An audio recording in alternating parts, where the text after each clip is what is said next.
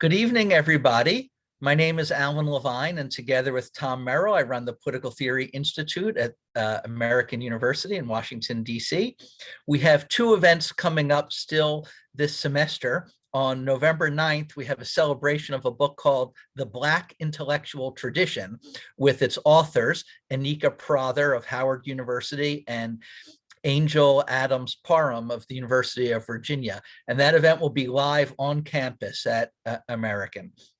And on December 1st, we have a conversation online with me and John McWhorter of Columbia University on the topic Anti-Racism as Practiced Today, a Dissent. He's a towering public intellectual, and I hope you'll join us for those two events.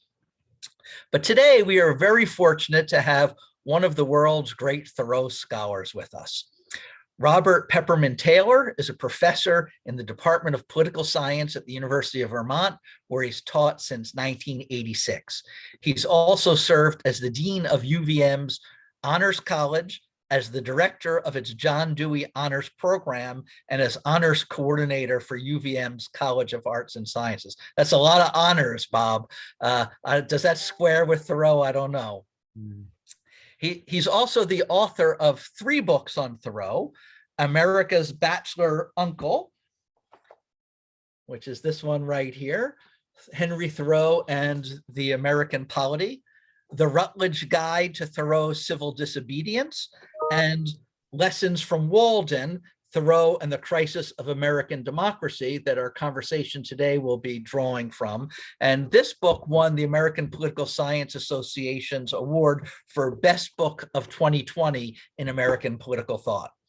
He's also the author of 3 other books: Are Limits Transgressed? Environmental Political Thought in America, Citizenship and Democratic Doubt, The Legacy of Progressive Thought, Horace Mann's Troubling Legacy, The Education of Democratic Citizens. And his awards include a fellowship from the National Endowment for the Humanities and for excellence in teaching. He earned his BA at Wesleyan and his MA and PhD degrees from Rutgers. And on a more personal note, he was on a committee that helped hire me at the University of Vermont, my first job out of graduate school, for which I will always be grateful. So thank you, Bob, and welcome to American University. Thank you very much. It's good to be here, and I want to thank you for inviting me. Yeah. I'd like to start with the subtitle of Lessons from Walden, which is Thoreau and the Crisis of American Democracy, because this book is not just on Thoreau. It's about half on Thoreau and half on other intellectual figures in the United States today dealing with or trying to deal with the same problems that Thoreau was trying to deal with. So let's maybe just start with today and the crisis of American democracy. How do you see that? Well, I just came from an hour session with your students, and they asked very good questions along those lines as well. Kind of the relevance of Thoreau to our contemporary problems. Clearly, our contemporary problems have led me to read Thoreau over the course of my career, not just recently, but over the course of my career. I was drawn to him because he talked about not only the importance of nature. He was known primarily as a nature writer originally, but his discussion of nature is tied very intimately to his understanding of the need to try to figure out how to build more just institutions in the United States in the middle of the 19th century. He was very concerned, of course, as an abolitionist, but he also was concerned with the war with Mexico. And, I was drawn into thinking about Thoreau because of his reflections on both democracy and nature. That seemed even more timely today, given the fact that we face 2 very deep and significant problems that may seem unrelated, or at least only tangentially related. Our relationship to the climate problems that we face, and also our problems in trying to maintain and reform our democratic political institutions. So, just as a theorist who has thought about both of these issues in an interesting way, I found myself kind of drawn back to Walden and as kind of a foundational text in American political thought. I wanted to know what he thought about why nature was so important for democracy. I was actually drawn to that in my very first book when I was writing about environmental ethics. He ended up being a figure who raised questions in a different way than lots of environmental thinkers in our tradition. Many of our environmental thinkers are quite utilitarian in the way that they think about our natural resources, the natural world. Thoreau thought of it as an environment for free people to live in, and he thought that if we would learn to enjoy, recognize, be a part of the natural world, he thought that it would alert us to certain types of values that were significant. So before we go into Thoreau's solutions to the problems, just stay with the problems for a second. In the crises of today, as you see them, what is, let's say, unique to the current moment, and what is a perpetual problem with democracy as such? Yeah, the unique situations, of course, have to do with the deep polarization that's developed, which is quite unique for the post-war period. The polarizations are actually fairly parallel to kinds of polarizations that existed in the pre-Civil War period. The deep hostility between regions and different groups in America. The kind of violent rhetoric. Just the deep distrust of different people involved. I think there's a lot of similarities there to our current situation. But as much as anything else, Thoreau was, and it seems to me, in our contemporary situation, we need to think very seriously about how to back away from certain kinds of dangers that we're facing. I think that we become polarized enough that the commitments to democracy are loosening. I think that anybody who can help us reflect on the values of and the importance of democracy is valuable in this context. And Thoreau is just one among many for that.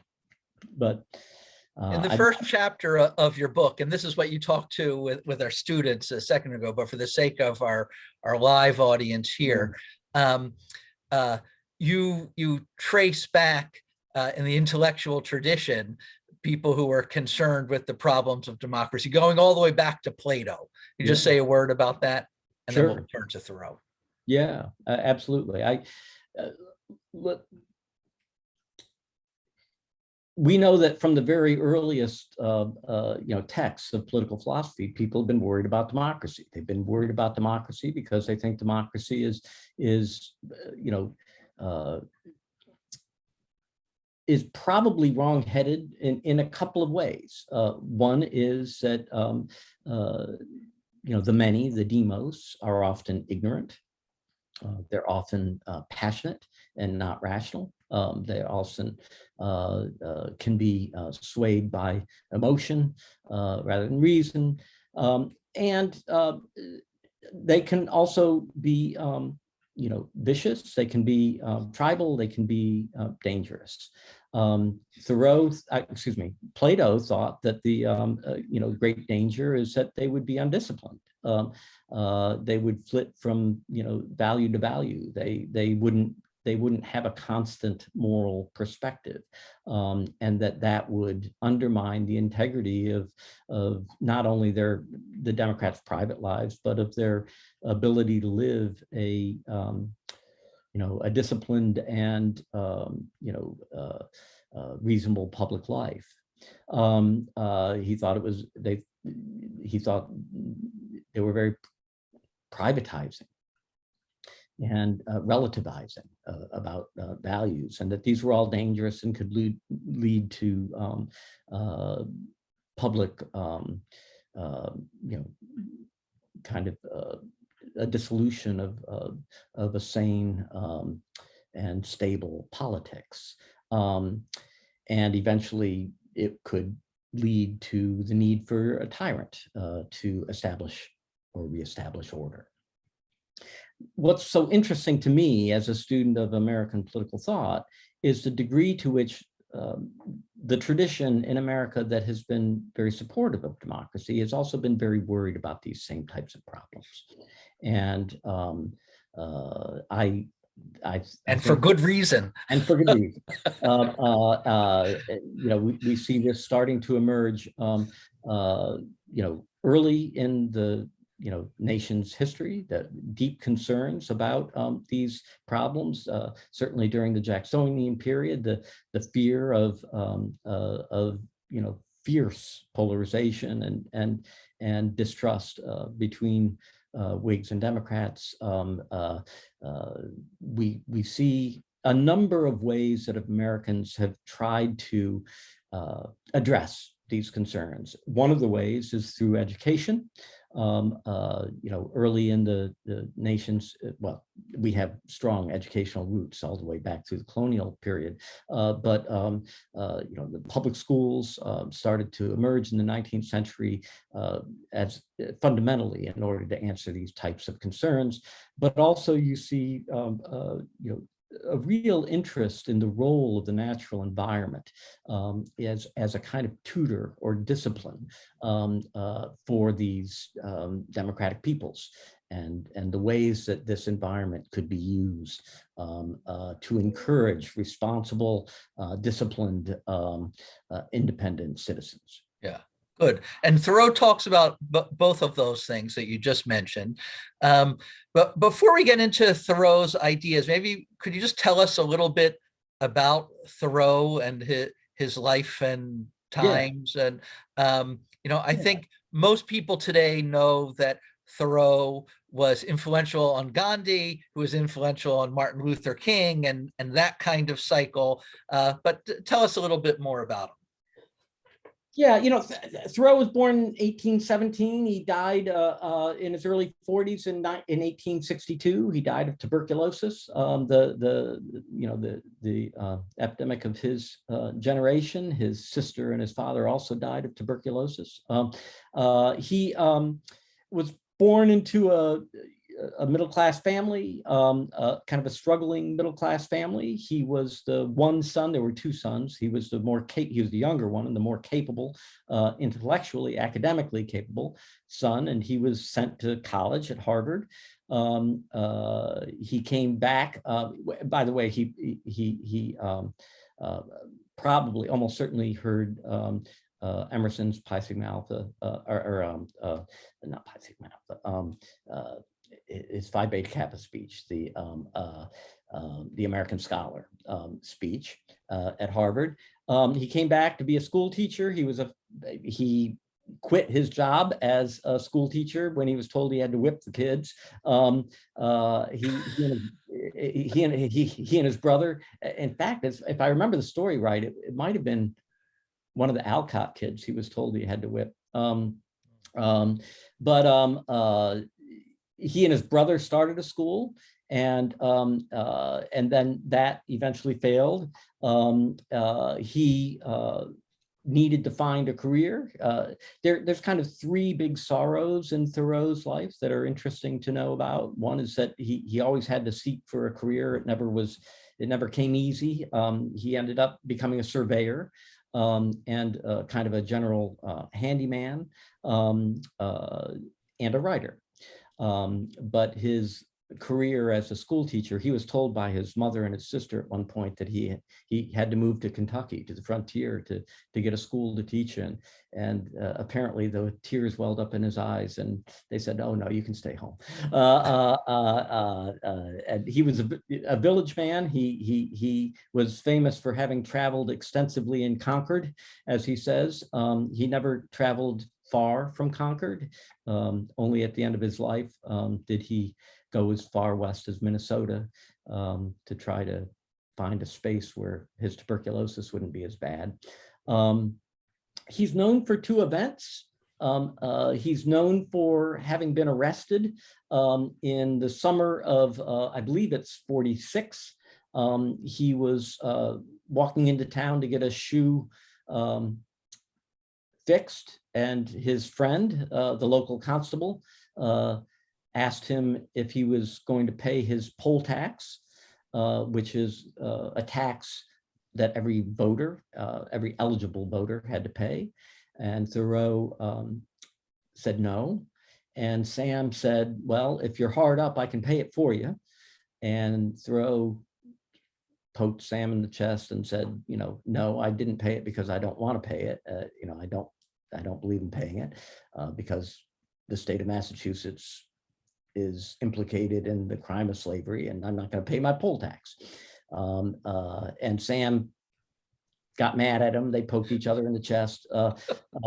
Sam said he was going to throw him in jail, which he had no right to do, by the way. He had the right to confiscate $1. Thoreau said, "Go ahead."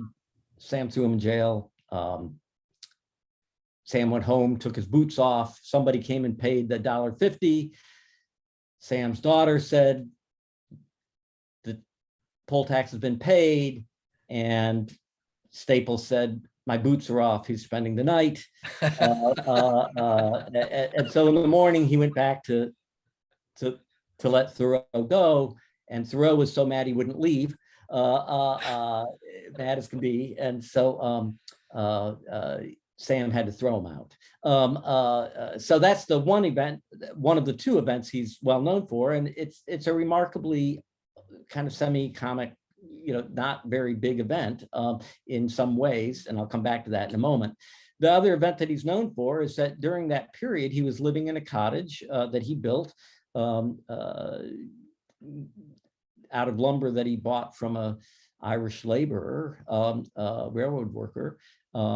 He built a cottage on Walden Pond and lived in that cottage for 2 years and 2 months and 2 days. And he moved in, I think it was in 1845, and he left in 1847. So he lived out there, and he wrote his first book,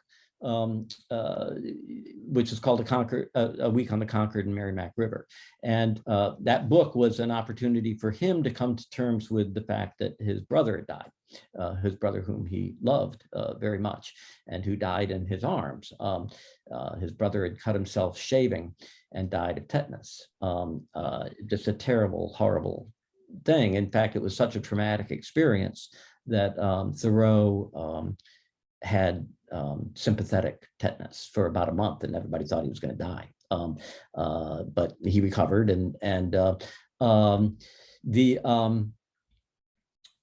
so he's known for these two events.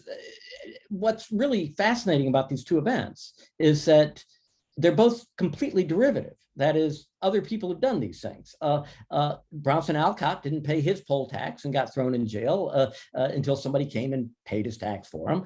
Bronson Alcott, of course, is Louisa May's father, and was a character in Concord and a friend of Thoreau's, and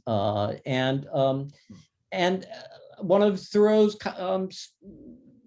fellow college students at Harvard had built a shed on or little cabin on one of the local ponds and had lived in it for a year or two. So Thoreau didn't make these things up. He didn't dream about them. They were derivative from other people. What's remarkable is what he did with them as a writer. And as a writer, he made them important events, instead of small local things. It's as a writer that he turned them into meaningful events. And so he wrote a famous essay called Civil Disobedience. It was originally called Resistance to Civil Government. And that essay really... Did he coin the phrase civil disobedience? Yeah, good question. No. In fact, there's no evidence that he ever used the phrase. When he was dying, he edited some of his papers, but we don't know if he made the edit on the title of the essay. The essay had been published in 1849 under the title Resistance to Civil Government. When his sister and a friend edited his political papers, they published them in a volume called Reform Papers in the 1860s. After the war was over, the title was changed. I think it's most likely that he did not change the title. I think it's most likely that his sister and the other editor. And he doesn't use the phrase in the book? He does not. No. Huh. No. And it makes sense that you would soften the language of resistance to civil government after the Civil War. Yeah. And make it civil disobedience. But no, he never. There's no evidence that he ever used the phrase. So that essay was about how we come to become responsible for trying to take responsibility for living in a world with unjust institutions. The book Walden, about his couple of years out at Walden Pond, is a book about independence, and it was his art that, in writing these texts, that made these events important. Okay, great, thank you. Let me just say to the audience, if you have any questions, please put them into the Q&A feature. We'll talk for 45 or 50 minutes, and then we'll take questions. And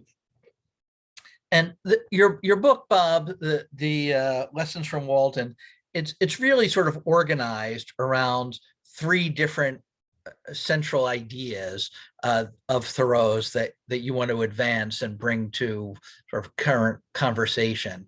But before going into each of those three, which I do want to do, you emphasize that Thoreau's solutions are on the personal level as opposed to the political level. Can you explain that for? Yeah. Thoreau was an individualist. He was not a political activist in any conventional understanding of that. He kept track of politics. He thought about it. He wrote about it. But he didn't join organizations. He didn't, when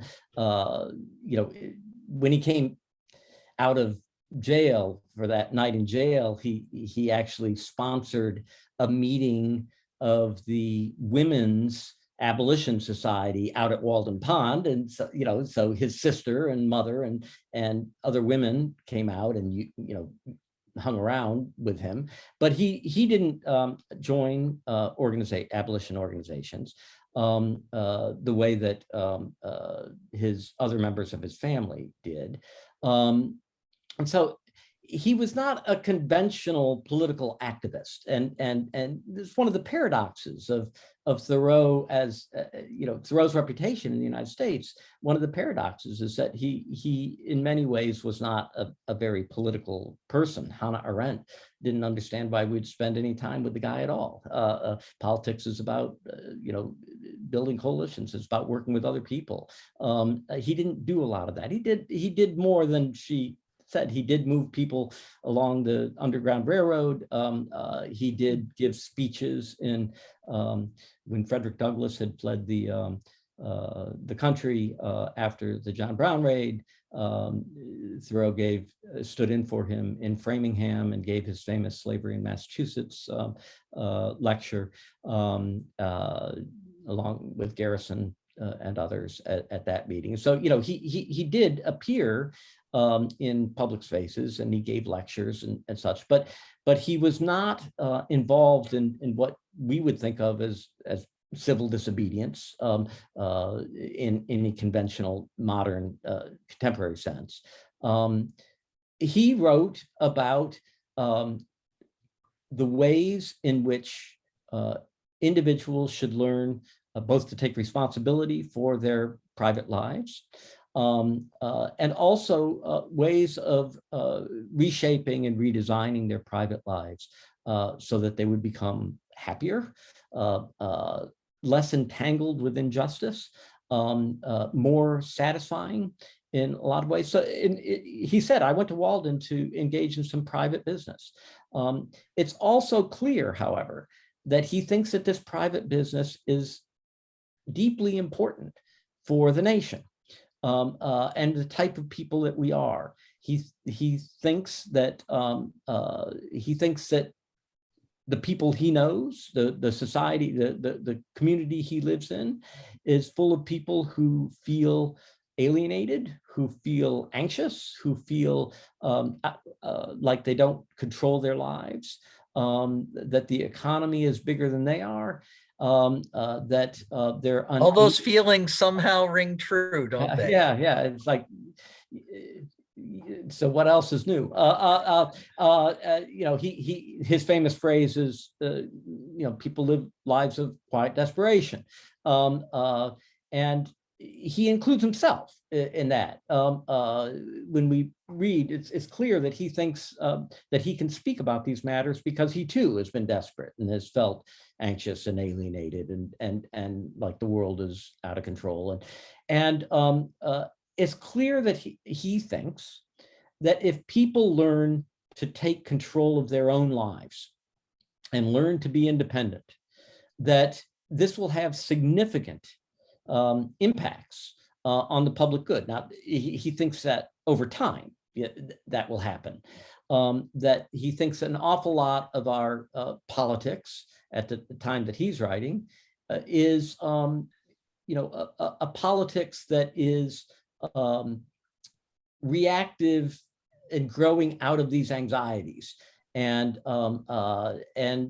he thinks that if people can learn to be more judicious and more independent in their judgment, that we'll more likely have a better public life.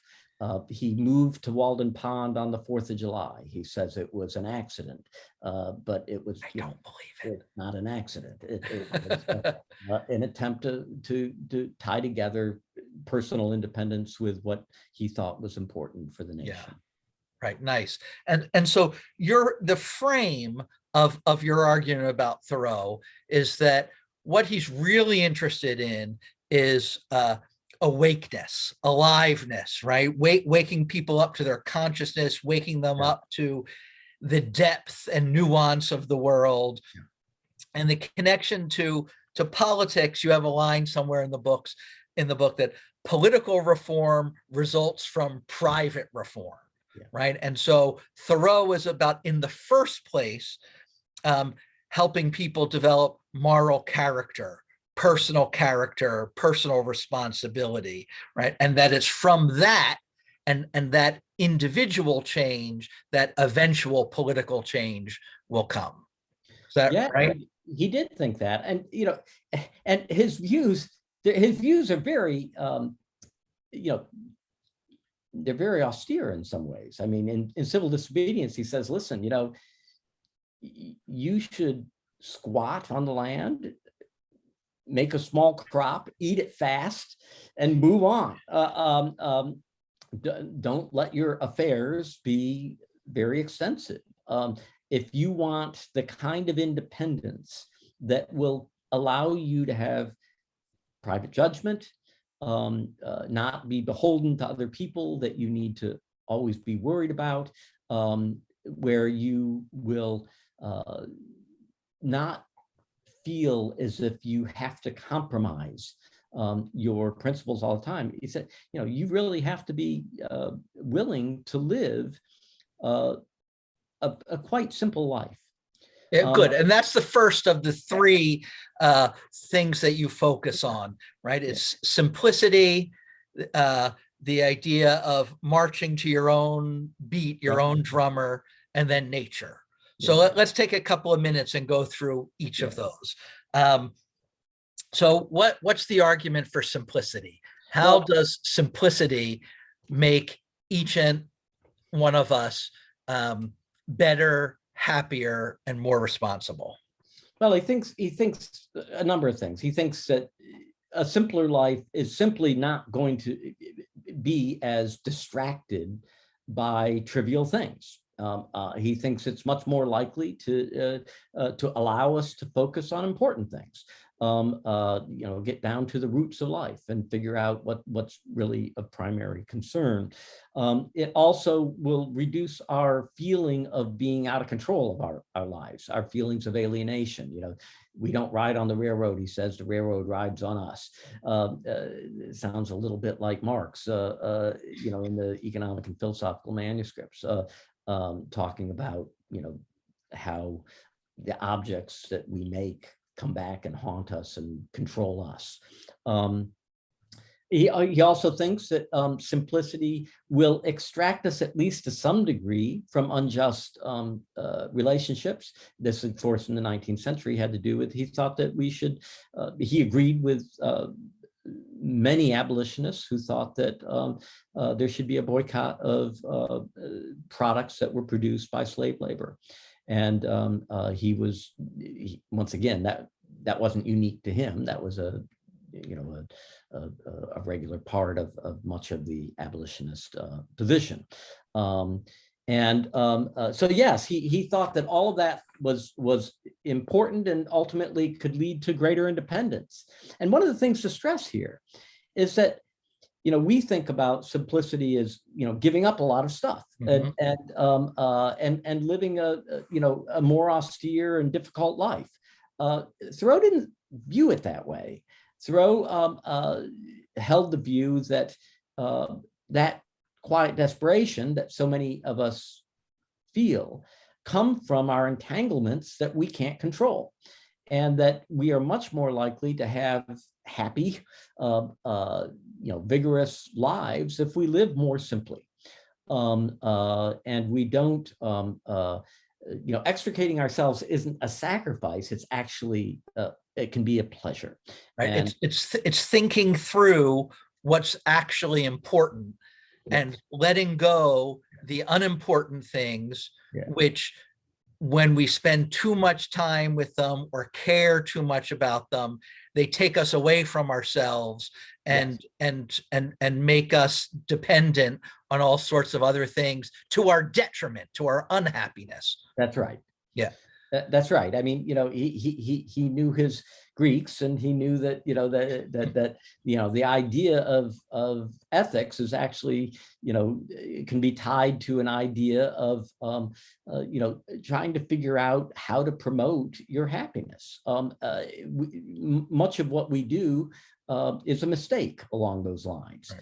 And Thoreau agreed with that kind of ancient perspective. Yeah. We hosted Zena Hitz last week, and the title of her talk is "Why You Shouldn't Want to Rule the World or Take Another Internship." And Thoreau is very much in this spirit, right, of simplify, focus on what's actually really important. Now, this has become just a chestnut in the environmental movement. Even people who haven't read Walden, you'll hear, use the phrase "simplify, simplify, simplify," which is from Walden, and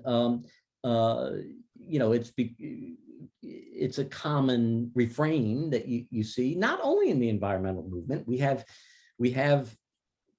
self-help books on decluttering and all of that business too. But one of the things that I think is actually very difficult in thinking about simplicity is thinking about what simplicity would mean under our current conditions. What does it mean for me to live relatively simple life in Vermont today.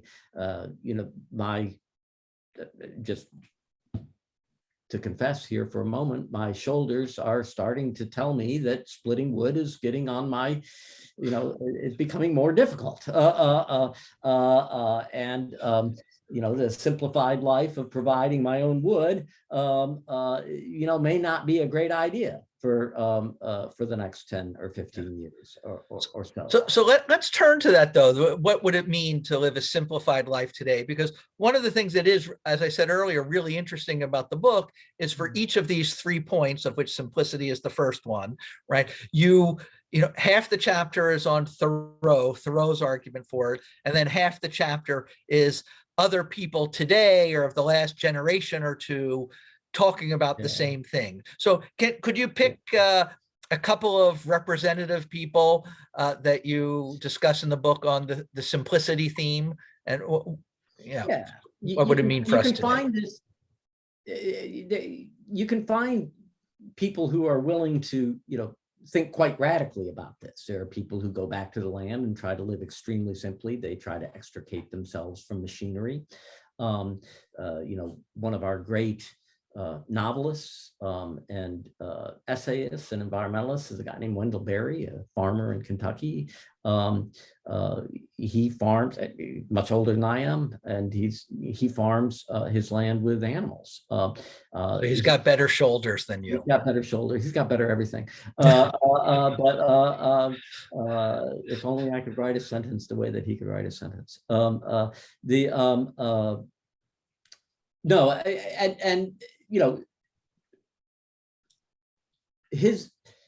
He won't use a personal computer. He writes with a pencil. He's made decisions that he has an automobile. He has indoor plumbing,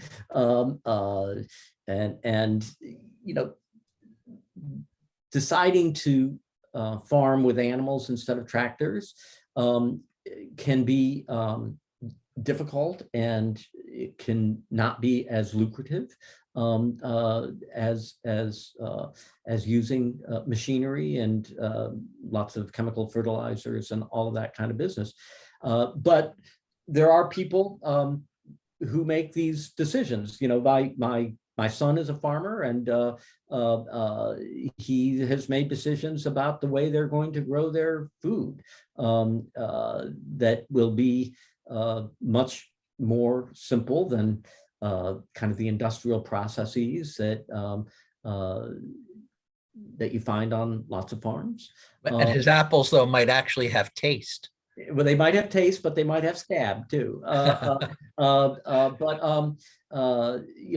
a lot of taste in his food. But you talk about simplicity. On the other hand, his life in many ways is, and people like him who choose to farm that way, is in some ways more complex. It's harder. They have to grow lots of different varieties of plants instead of monocultures, and all of this kind of business. It's not obvious that their choices have always simplified their lives. Sometimes it's made their lives harder. When you have to pick the rocks and the insects by hand, it can be a lot more work.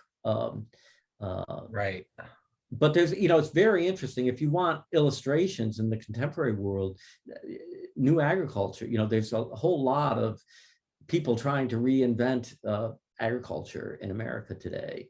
A lot of young people who are doing this, and it's very, very interesting and kind of impressive in a lot of ways. And one of the phrases that Thoreau uses is voluntary poverty.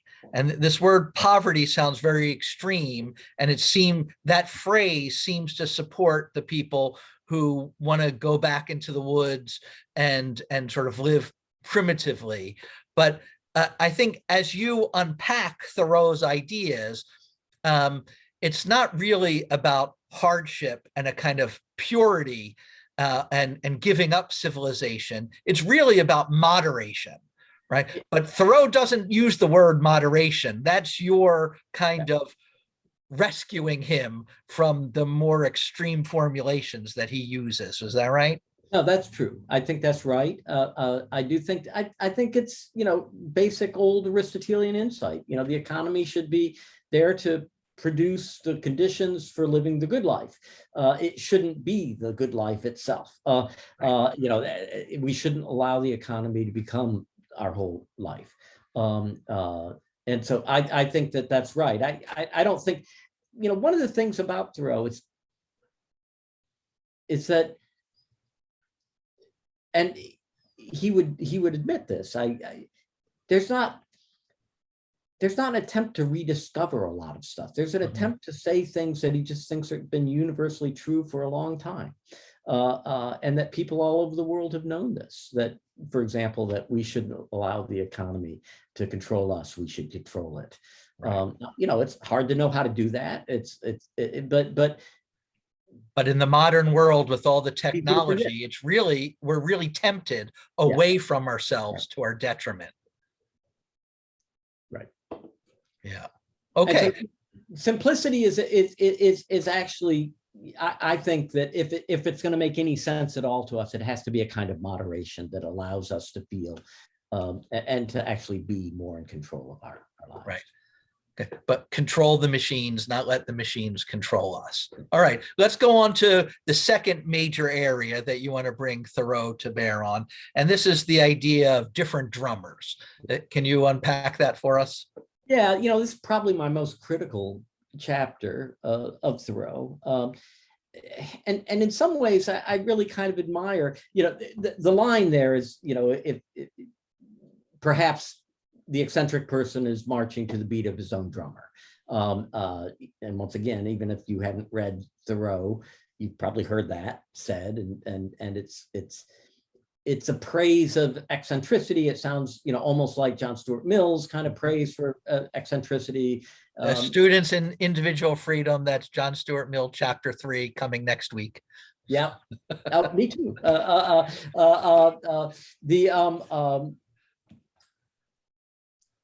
But one of the things that contemporary readers can either not notice or be kind of unsure about what to make of Thoreau's discussions on these matters is that he did believe in eccentricity. He did believe in people finding their own ways of pursuing the good life. But he actually thought that at some important level, they all led to the same place. Everybody finds their own vernacular, everybody finds their own, methods, their own techniques. You don't need to go build a cottage on the pond. This is just one, illustration of an idea. And the idea is learn to simplify and pull yourself away from, the hustle and bustle for a little while, think independently. But at the end of the day, Thoreau thought that if you did that, he was pretty committed to the idea that you're going to come to conclusions that people who've tried to do that in basically all times and places have come to. He believed in kind of universal truths. He believed in natural law. He thought that these things could be discovered by conscientious people who wanted to. In other words, we can be misled by this idea of following your own drummer as a kind of celebration of difference. And it is a kind of celebration of difference, but not quite like the celebration that we often have today. Yeah. Which celebrates fundamentally different views of right and wrong, good and bad, what a good life looks like, and all that business. And so one of the things that's really interesting about Thoreau on different drummers is that it leads to a kind of moral universalism for him. And that's something that many of us find harder to accept than he did. Go ahead. I was just going to say, and I think there's two criticisms here that you make of Thoreau, or that I make of Thoreau. I think we both make them.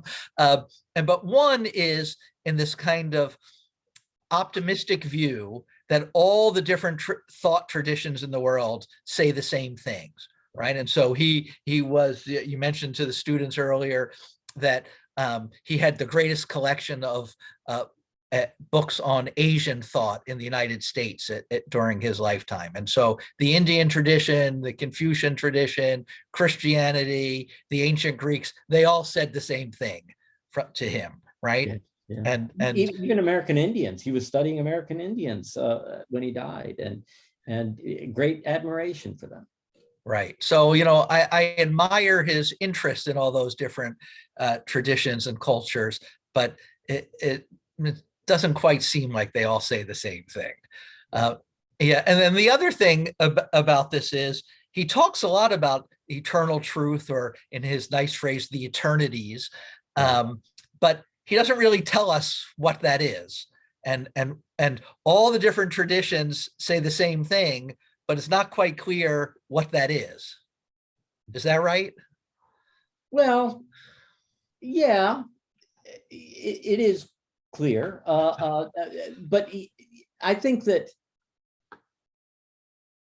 some of the things that we've already mentioned are things that he thinks that those traditions would lead us to. That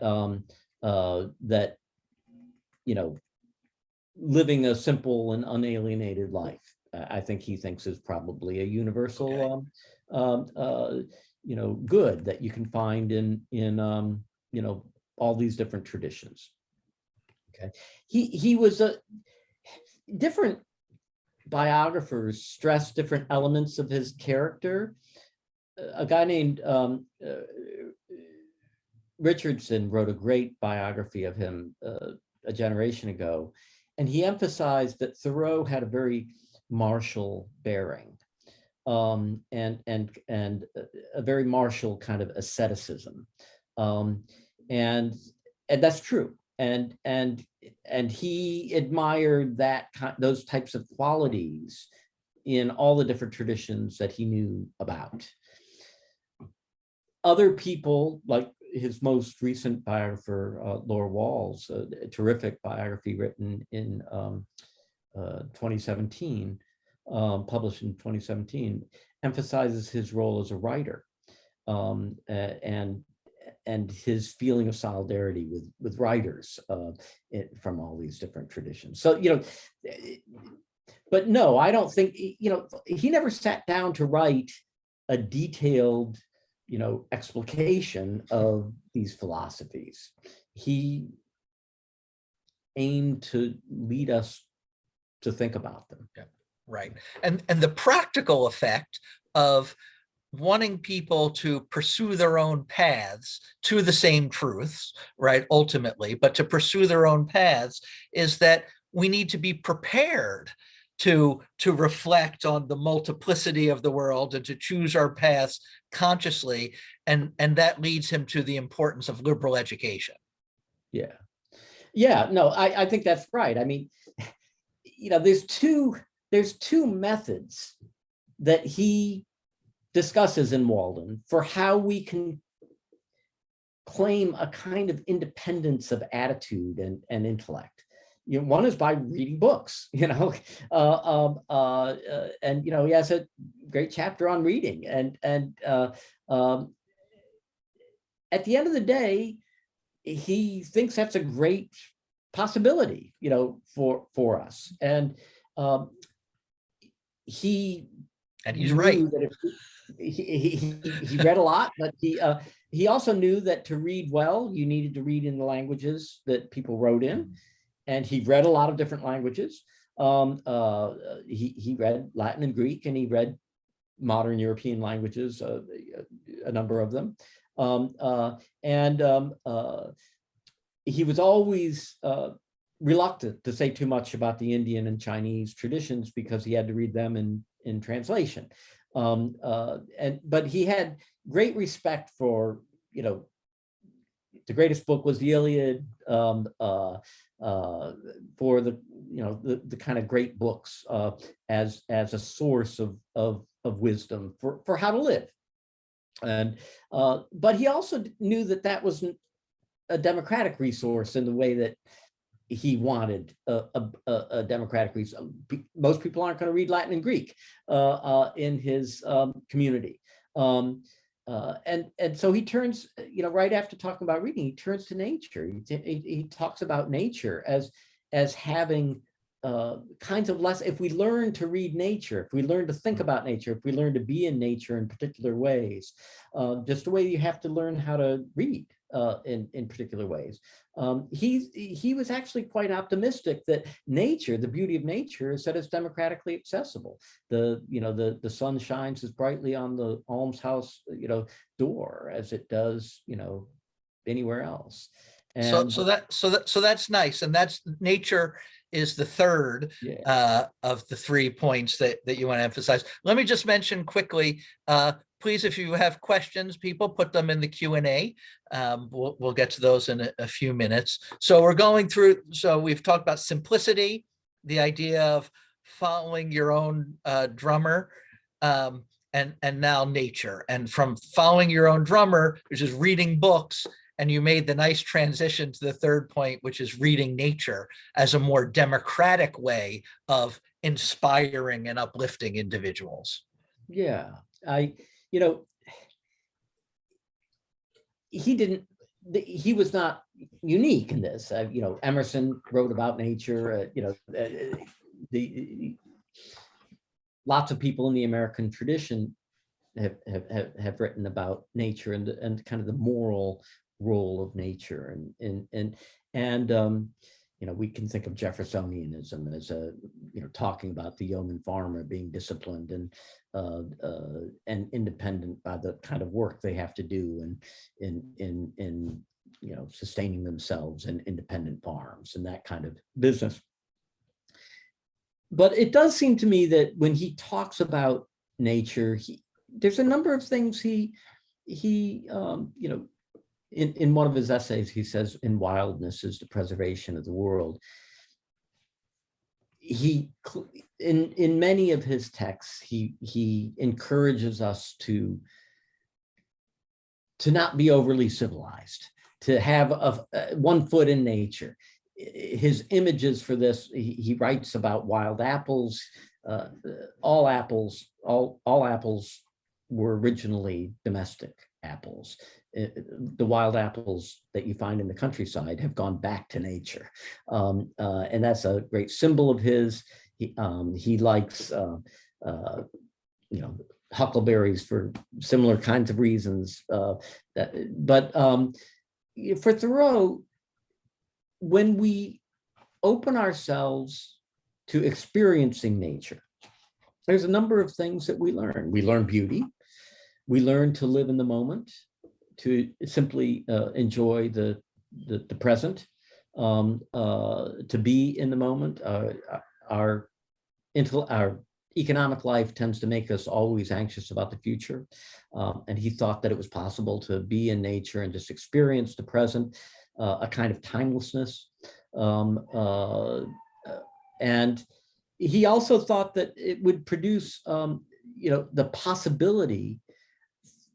He talks about the tropes and symbols of nature that will stimulate our minds and allow us to break away from more conventional ways of thinking.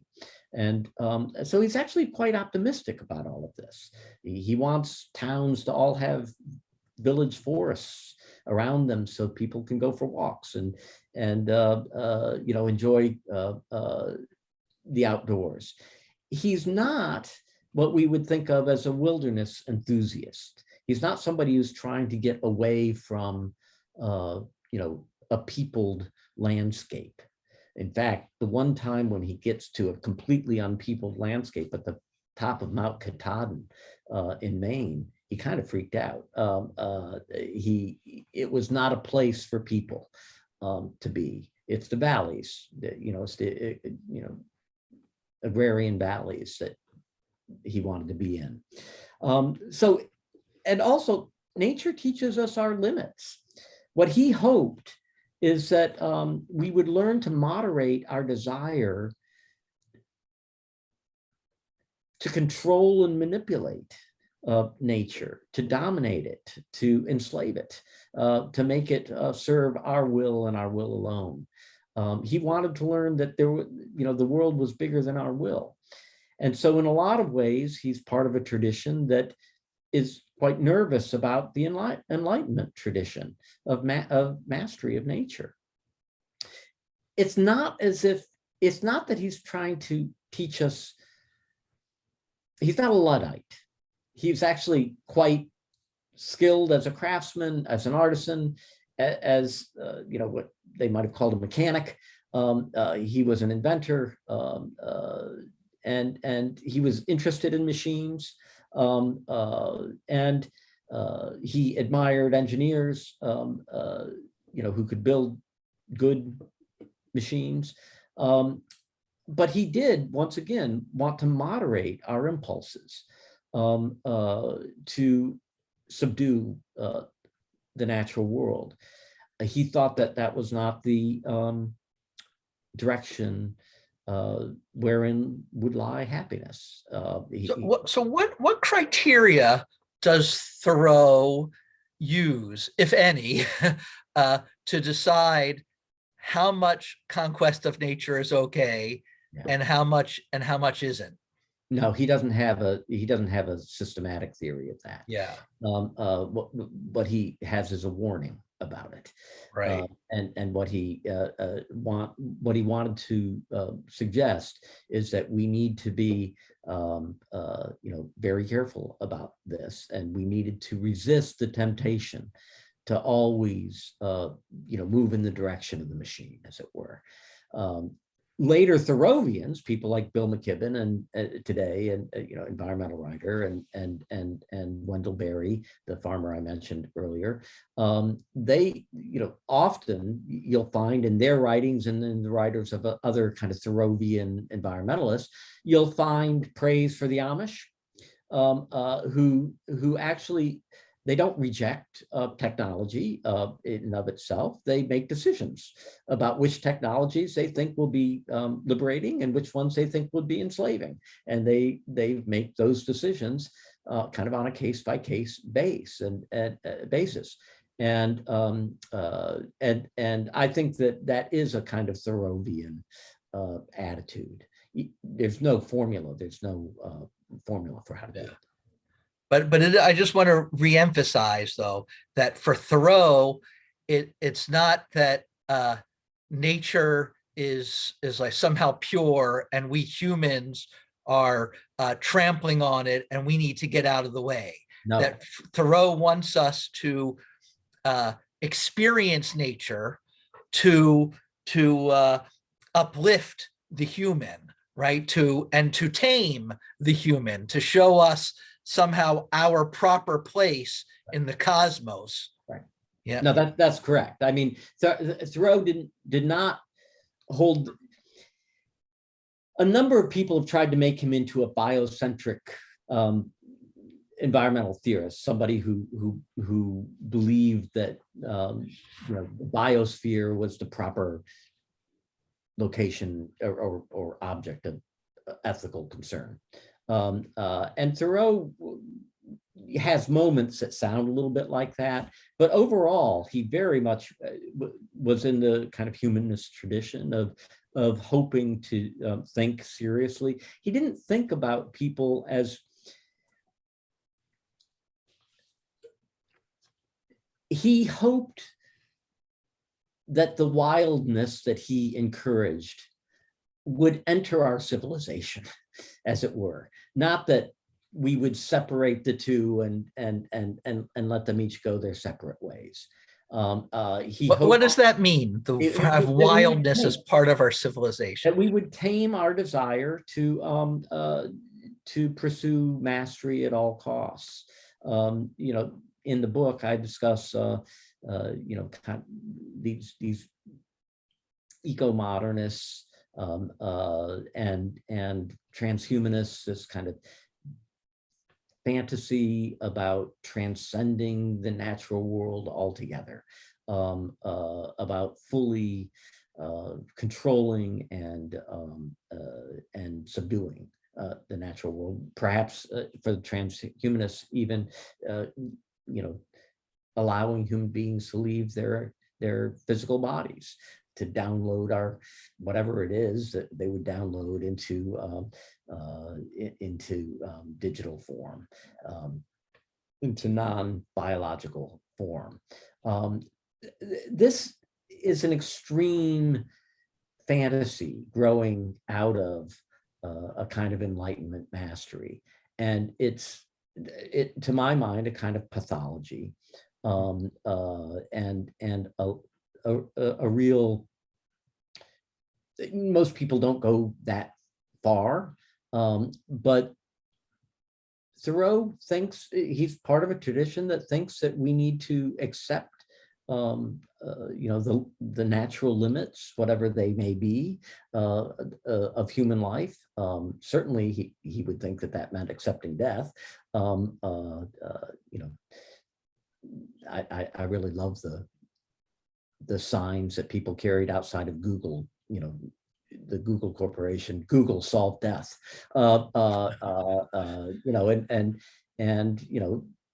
Silicon Valley has people working on that,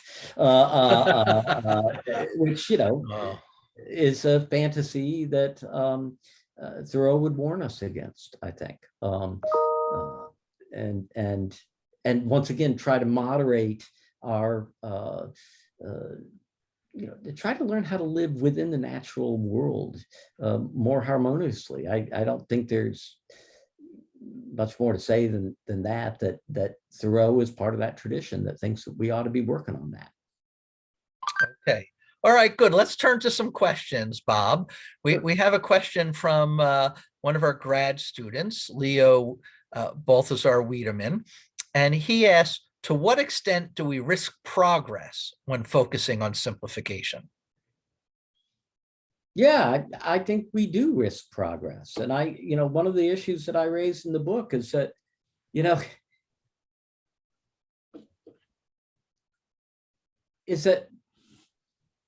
the good progress and the bad progress might be part of the same deal. That is, we can all identify crazy uses of our technology, frivolous uses of our technology, waste of time uses of our technology, but we also can identify, truly wonderful uses of our technologies. For example, the fact that, we could develop, vaccines for a pretty serious disease really, really quickly, and manufacture them and distribute them worldwide, and probably do a lot of human good in that way. Now you might say, wouldn't it be good just to do the good things and not the bad things? It's yeah. hard. Yeah, that would be great. The problem is, it could be that a society that can produce vaccines is also going to be the same society that's going to produce a lot of kind of violent video games. That's possible. And if you're going to allow the kind of, entrepreneurship, the kind of market freedom that will produce good things, those same conditions can produce things that are less good, and some of which are actually kind of nasty. And I think it's an extremely hard question to know how to control that, how to choose the good things. I use an illustration of some of these people who tried to live extremely simply, and no indoor plumbing, no petrochemicals, no gasoline, oil, but they use bicycles. Guess what? Bicycles are built in factories, and they're highly engineered. They ride on roads that are highly engineered. When the woman got sick. Well, she actually had complications in a pregnancy. You know, they got her to a hospital and it saved her life and the life of her baby. And This is a woman in one of these intentional communities out in yeah, the woods. Yeah. yeah. And you know, that's good that those things happened. My point of telling that story isn't that they were hypocrites. It's that it's really hard to figure out how to simplify your life in ways that will, as Thoreau says, have the benefits of civilization without the deficits. And I don't think that's an easy thing at all. But trying to make that judgment is different than having the attitude that the latest, newest thing is always better, and that we should just sort of let the floodgates go. Yeah, I mean, we tend to think that these, you know, all of it's inevitable, you know, there's nothing you can do about it. And he just thinks that we could be thinking about these things a little bit more. Yeah. Okay. All right. We've got another question from David Fott, who's a professor at the University of Nevada, Las Vegas.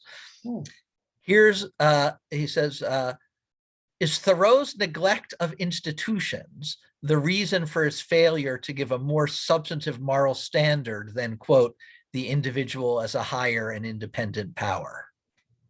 Yeah. Yeah, I think so. It's not just institutions. I think it's collective life. I mean, he engages in collective life.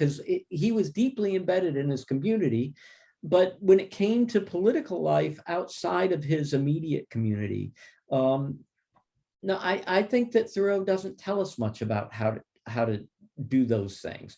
And in fact, in my second chapter, I criticize him on these grounds in the sense that by making everything about the conscientious individual, you tend to build, you know, in a world where conscientious individuals don't always come to the same conclusion. Of course, his hypothesis is that they would come to the same conclusion. But in the world we live in, conscientious individuals don't come to the same positions all the time.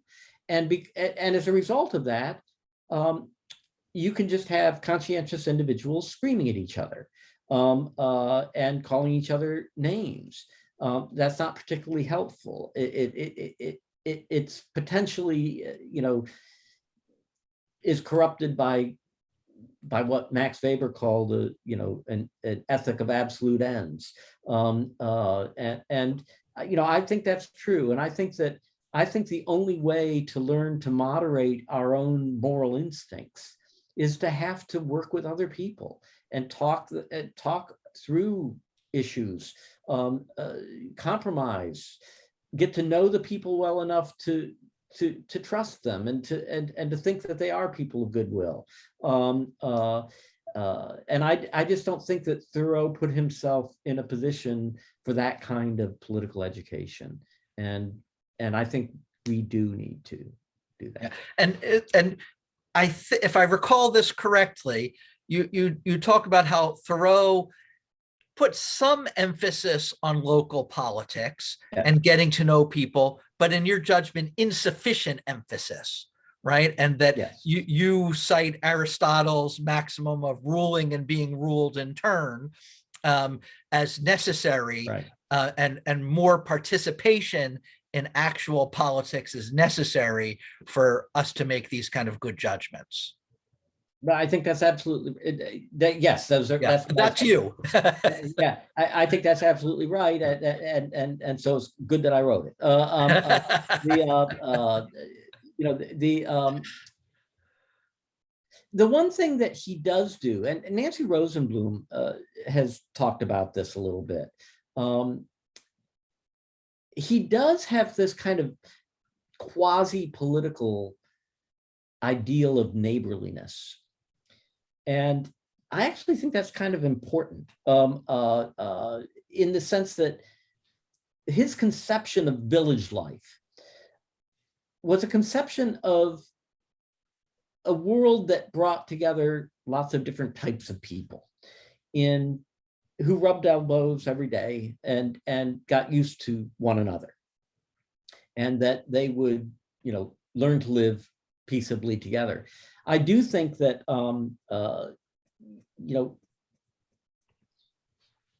we've become much more segregated in our, neighborhoods by age and profession and income, and all of these types of, let alone by race and all this type of business.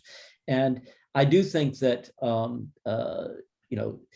in terms of the conditions of civil society that will generate healthier democratic norms and sensibilities, I think Thoreau is just one person who points in the direction of the value of institutions, that bring people together in the normal ebb and flow of daily life. And I think that's one direction that he points, but that's just one of many that we need to think about. And that might go back to the progress question, that if we gain experience talking to each other and trying to think through different issues, that might help us try to articulate how much progress we want and how much it is not. One of the only, we didn't talk much about this, but one of the only things that Thoreau was not read widely in his own lifetime. He was considered to be a minor figure, a disciple of Emerson's in Emerson's orbit. And one of the only reviewers of Walden, when it was published, criticized him for not having a family, not being married, not having to deal with other people. It didn't quite understand how embedded he was in his family, but that's his fault. He didn't explain that in the book. He created this character, Henry Thoreau, in the book that was pretty solitary and private. I'm not sure why I started to tell this story.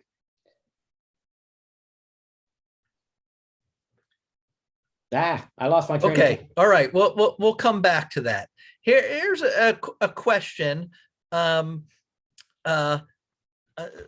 don't know if you know, but it sounds like there's a lot of similarities between Thoreau and contemporary public intellectual Jordan Peterson when it comes to notions of personal responsibility.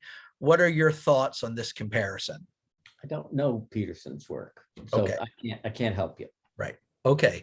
All right. So we have a question. Did Thoreau know the anti-federalists and if their writings, and if so, what did he think of them, in particular their arguments in favor of the U.S. as a conglomeration or small farm-based republics? There's not a lot of direct evidence that I'm aware of on this issue. He was pretty well schooled and read pretty widely in some pre-revolutionary matters. He wrote a book on Cape Cod and he read a bunch of old stuff from there, but I don't know of any evidence of him systematically reading the people we call the anti-federalists, the people who argued against the adoption of the Constitution. I don't know the answer to what he read there.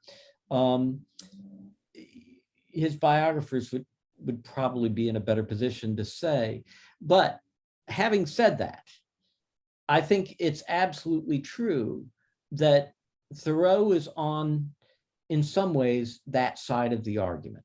It's the Jeffersonian side of the argument, the dispersed power, agrarian society, and you could say Thoreau's the last gasp of that in some ways. Perry Miller, the great critic, argued that Thoreau, by the time he wrote, was irrelevant. The machine had won. The agrarian society, and everybody wanted the machine. The agrarian society that he's promoting was not in the cards anymore. And I don't think that's quite true. I think that there was there's still a long and deep tradition of that up through our contemporary times with modern contemporary agriculture. But you see the point, and it's not a trivial point overall. Yeah. Okay. My colleague Tom Merrill asks, what is nature for Thoreau, and why does he think it supports moral behavior? What would he say to someone like Nietzsche, who thinks that nature is tyrannical and cruel? Yeah. He disagrees with Nietzsche on that. He actually thinks, it's funny. Thoreau's not a systematic philosopher. There's a famous passage in Walden where he's coming home late at night and he sees a woodchuck and he wants to grab it and eat it raw, right? He feels very wild. He goes, and then in the same passage, in the same section of the book, he talks about, how can we stand, living in these, bodies that have these impulses. How can we stand that? Nature must be overcome. He says we've got to transcend it. We've got the passage is confusing, and it's been read multiple ways by different scholars and readers. But at the very least, we could say that Thoreau was ambivalent at times about nature. He certainly understood that nature could kill you. There's no doubt about that. Nature had killed his brother, he lived much closer to those realities. He died of tuberculosis in his early 40s. He lived much closer to those realities than we tend to day in our society. But he did think that properly approached and understood, nature is welcoming. The nature that he finds welcoming is a half-tamed nature. It's an agrarian nature overall. It's not the nature at the top of Mount Katahdin. So what did he think nature was? Nature was, the non-human world for Thoreau that provided him with the fodder for his writings and for his ruminations. I don't remember who it was. I don't remember if it was Perry Miller. I think it might have been Perry Miller who said that there was no industrialist who exploited nature more than, no Vanderbilt exploited nature more than Thoreau exploited nature as the source of tropes and symbols for his writings.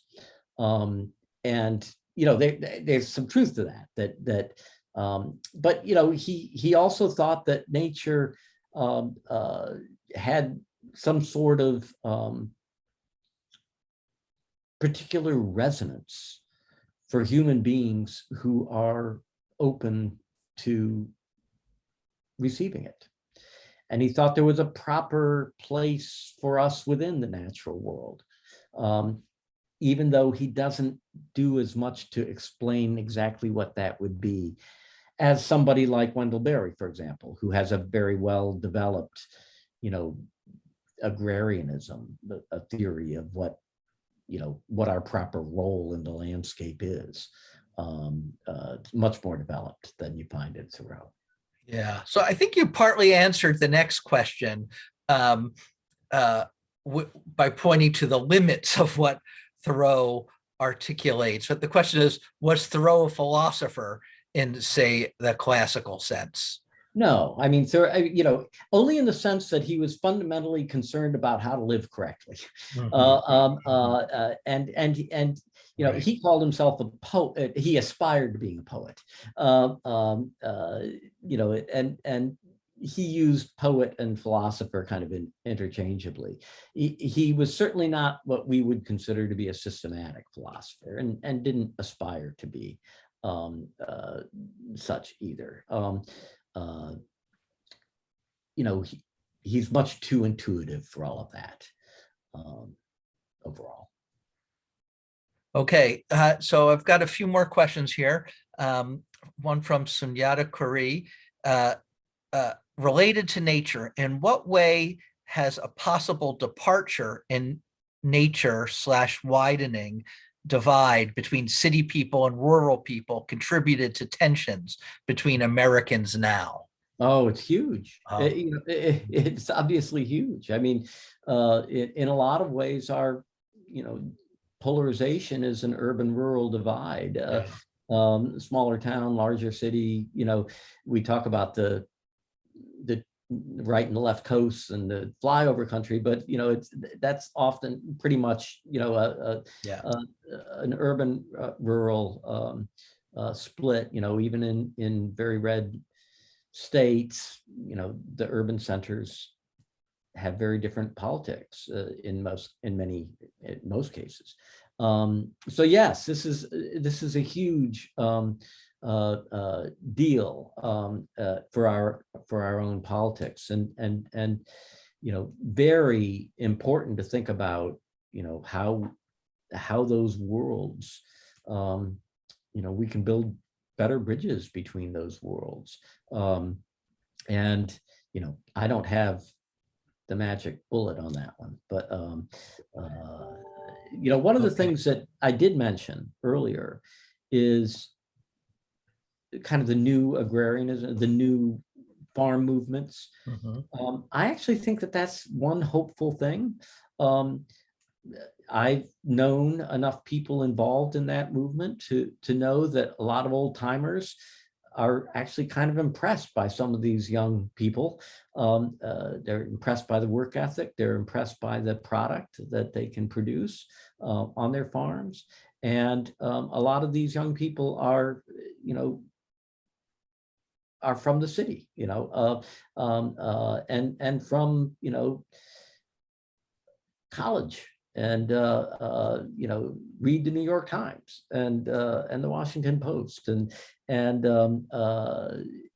I actually think that some of the bridges that can be built will be built by, you know, by these people, old timers and new timers who are working together in the landscape. And I hope that um, uh, that's helpful in the near to midterm.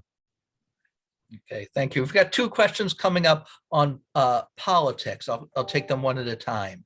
The first one is from an AU undergrad, Parita Govil. Given Thoreau's harsh criticisms of democracy and democratic man, why does he still think democracy is the best regime to instill moral behavior and values? Couldn't one make the case that an aristocracy is better for fostering the personal responsibility, prudence, and stable discipline that is necessary for good citizenry, for instance?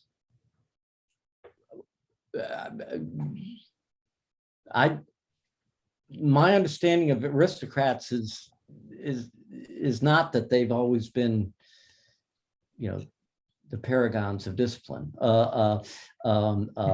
in the real world.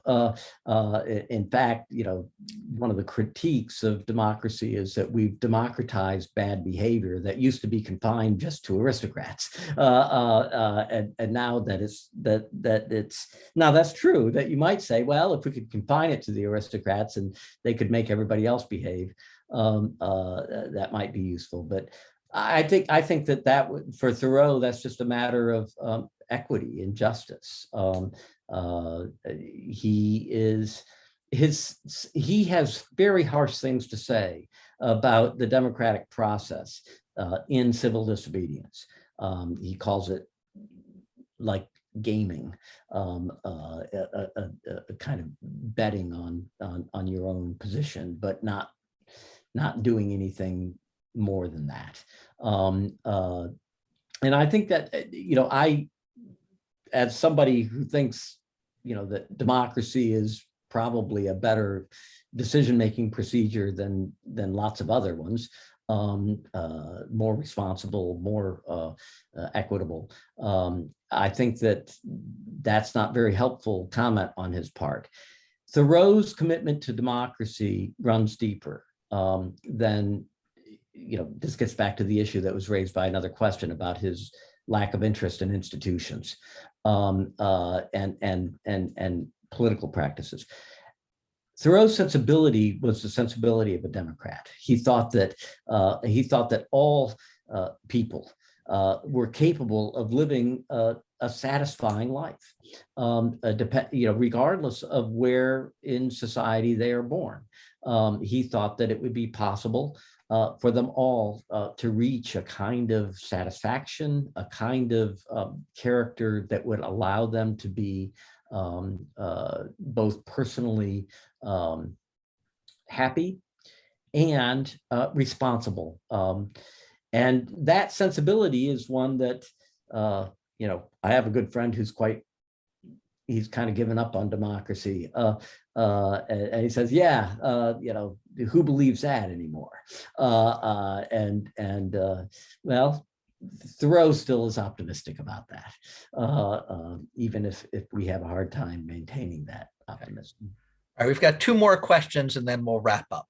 And this is from a former PhD student now teaching at Clemson from American University, Gabe Whitbread. Does Thoreau's transcendentalism suggest a specific program of education? And then she asks, how do we avoid Deweyism with all this talk of marching to the truth to the beat of one's own drum? Yeah, I'm not sure what you mean by avoiding Deweyism. I assume that the implication, can we get a clarification on that? I think the implication is a kind of conformism that you're worried about with that. I can tell you that Thoreau was a very successful educator. His students loved him. When he died, they say that 2/3 of the kids in Concord walked with the casket to the cemetery. He was a very prickly guy with adults, but he was extremely loving and open with young people. And he was good at teaching them. He was good at teaching them in ways that we take for granted today. You've got to remember that I mentioned, I think early on, that he was fired for not being willing to whip his kids. Horace Mann, around the same time, engaged in a polemical exchange with the Boston schoolmasters exactly over this issue of beatings. And the schoolmasters said, listen, we're going to beat these kids because they're bad. And the only way to make them good is to beat the crap out of them and make them scared, make them horrified. Well, Horace Mann didn't like that. Good old Calvinist, ideology reared its head there. And Thoreau didn't like that. Thoreau actually talked with kids and thought that the way to teach them was to talk to them about their interests. And there's a lot of Deweyan, impulse there. He got a lot of that from Bronson Alcott, who also was kind of a loving educator that the kids loved. But in terms of a program for college students, he doesn't develop the idea there. He does develop the idea of adult education in general. He was the president of the Lyceum in Concord, and adult education, what we would call liberal education, was taken very seriously in 19th century New England. The Lyceum movement was really powerful. Bring in speakers to talk about important things, to read works of literature, to discuss the ancient wisdom, to do all of this business, to discuss the topics of the day. And it was a very active, learning environment. And Thoreau supported all of that. But no, he was not he didn't become a professor, and he's not William James. Okay, we've got one more question from the audience, and then we'll have a little wrap up. This is from my colleague, Borden Flanagan. Hasn't the economy, with its advanced specialization and interdependence, compressed at all points by winner-take-all competition, developed to the point where simplification is simply impossible. How simplify a life in the service sector or in tech? Going camping or consuming less seems radically insufficient. A related question, doesn't our economy depend on the consumerism we all mostly deplore? Wouldn't simplification increase poverty in a way that can't be compensated for by, say, a return to small plot farming? No, I listen, these are all important questions. I talk about them in the book. The truth is, there's debates over these issues. Small plot farming, can it, produce sufficient, calories for feeding the number of people that we have in the world? All that business is true. That these are serious questions and serious debates. The answers aren't always as clear as I think they're going to be. But listen, is a world where people can be relatively independent and in control of the conditions under which they work and under which they travel, and is it impossible to imagine the degree to which we could revive some of Thoreau's sensibility about these matters? I think that I think in a lot of contexts, it might be really hard to do all of this stuff. And to that degree, I think it's a source of sorrow. This is, Nora Hannigan wrote an essay criticizing Wendell Berry on exactly these kind of grounds a few years ago, and defending John Dewey, in response, as a much more, relevant thinker, urban-based, et cetera. I think another way to think about this is whether or not it's possible in our own time and place to think about ways of reviving greater control over these issues. I mean, I in the book, I talk about this woman who won the Nobel Prize for CRISPR technology, genetic engineering. Doudna is her name, and her claim is that these things are just gonna happen, that because this is what people do. And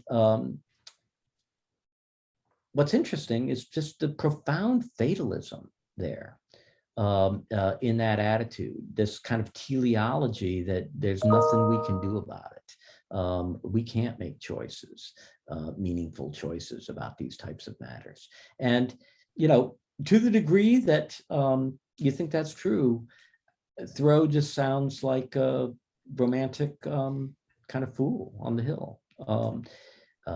One of the things that's really interesting to me about him is the kind of optimism that he can generate for at least incrementally encouraging some of these developments. So that's, just to say, who knows, I guess, at some level. Well, thank you. And tell me if I summarize your take on Thoreau adequately here. Yeah.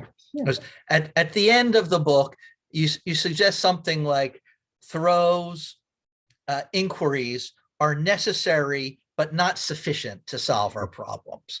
That they're useful, but they're not going to solve all the things that the various questioners have raised. But they're useful in three particular ways, right? First of all, calling for private reform, right? So we don't confuse the means of life for the ends of life, and to make us morally conscious, independent, responsible people. And along the way here, liberal education and some kind of communing with nature are the two main ways that Thoreau suggests to help us be morally responsible. And then also participation in local government and sharing power more widely, that these are all steps in the right direction that Thoreau talks about, all steps that you would like us to go in, even if it's not going to solve all our problems. That's true, and I think we need a more robust understanding of politics than he has. Beyond that local as well. Okay, So, well, that's yeah, great. Thank you.